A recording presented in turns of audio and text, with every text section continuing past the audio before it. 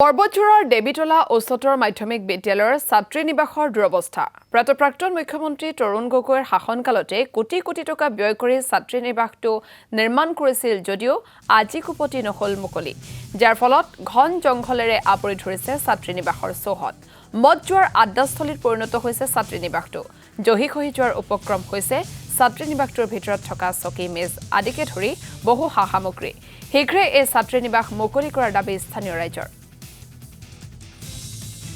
আৰু এই সন্দৰ্ভত আমাক সবিশেষ জনাব দিলৱাৰ হুছেইনে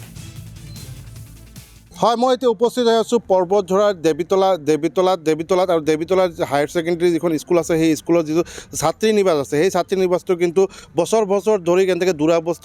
দুৰৱস্থাত আছে আৰু মই সমগ্ৰ পৰিৱেশ মহোদয় দেখাৰ অনুদানত চাওক এইটো হৈছে যে দেৱীতলা যিটো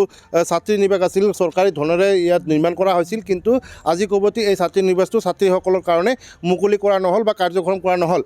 এতিয়া লাহে লাহে কিন্তু ছাত্ৰী নিবাসটো জহি খহি যোৱা উপক্ৰম হৈছে আৰু যিহেতু তেতিয়াৰ মুখ্যমন্ত্ৰী তৰুণ গগৈৰ শাসনকালতে কিন্তু এই ছাত্ৰী নিবাসটো নিৰ্মাণ কৰা হৈছিল আজি কুপতি কিন্তু এই ছাত্ৰী নিবাসটো ছাত্ৰীসকলক কিন্তু সুবিধাৰ্থে তেখেতসকলক ছাত্ৰী নিবাসটো মুকলি কৰি দিয়া নহ'ল যাৰ ফলত কিন্তু দেখা গৈছে যে জহি খহি গৈছে ছাত্ৰী নিবাসটো জহি খহি যোৱাৰ ফলত কিন্তু দেখা গৈছে যে আচলতে যিবিলাক বয় বস্তু আছিল যিবিলাক বিচনাকে ধৰি চকী ব্ৰেঞ্চ যিবিলাক বস্তু আছিল সেই বস্তু ইতিমধ্যে জহি খহি গৈছে যিহেতু মোৰ সমগ্ৰ ভিতৰৰ পৰিৱেশখিনি মই দেখাবলৈ অনুৰোধ জনাম চাওক এনেকৈ আচলতে পৰিতপ্ত এটা ভূত বাংলাত পৰিণত হৈছে কাৰণ ইয়াতে দেখা গৈছে যে জুৱা আৰু মদৰ আড্ডাও অনুষ্ঠিত হৈছে আমাৰ ভিজুৱেল আমি পাই গৈছোঁ যে তাত সুৰাৰ বটল কাৰণ যেতিয়া পৰিতপ্ত অৱস্থা যাব তেতিয়াসকলে কিন্তু এই অঞ্চলসমূহত আচলতে কিন্তু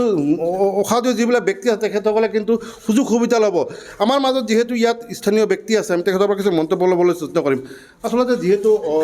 চৰকাৰী ধনেৰে এই ছাত্ৰী নিবাসটো নিৰ্মাণ কৰা হৈছিল আজি কুপতি এই ছাত্ৰী নিবাসটো আচলতে মুকলি কৰা নহ'ল ছাত্ৰীৰ কাৰণে আচলতে কি ক'ব এইটো ক'বলৈ গ'লে দুৰ্ভাগ্যৰ কথা পৰ্বতঝোৰা পৰিষদীয় সমষ্টিৰ কেন্দ্ৰবিন্দু হিচাপে দেৱীতলাকে আমি জানো আৰু এই দেৱীতলা অঞ্চলত একমাত্ৰ শিক্ষা প্ৰতিষ্ঠান দেৱীতলা উচ্চতৰ মাধ্যমিক বিদ্যালয় এই বিদ্যালয়ত চৰকাৰে ইমান ধুনীয়া বা ইমান মানে ভাল এটা গাৰ্লছ হোষ্টেল দিছে তাৰ কাৰণে চৰকাৰক BTR চৰকাৰক আমি ধন্যবাদ জ্ঞাপন কৰিছোঁ ইয়াৰ লগে লগে আৰু এটা কথা ক'ব বিচাৰিছোঁ যে এই হোষ্টেলখন কিয় এতিয়ালৈকে মুকলি কৰা নহ'ল আৰু এই এতিয়া আজিৰ ডেটত চাওক আপোনালোকে আজিৰ তাৰিখত এইটো ভূত বাংলাত পৰিণত হৈছে ইয়াত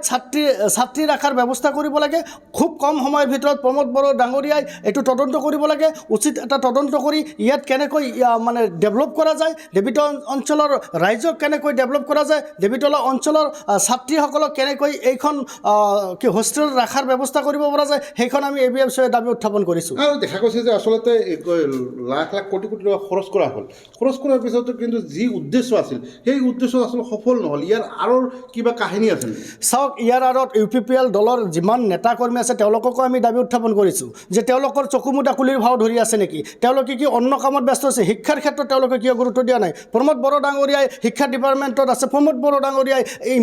ইমান ডাঙৰ এটা হোষ্টেল দেৱীতলা অঞ্চলত ইমান ডাঙৰ এটা ছাত্ৰী নিবাস আছে তেওঁ গুৰুত্ব দিয়া নাই নেকি তেওঁ ইয়াত চকু কিয় দিয়া নাই তেওঁ খুব কম সময়ৰ ভিতৰত দেৱীতলা উচ্চতৰ মাধ্যমিক বিদ্যালয়ৰ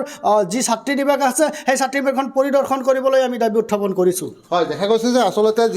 দিলৱাৰ হুছেইন আপোনাক এই মুহূৰ্তত ধন্যবাদ জ্ঞাপন কৰিছোঁ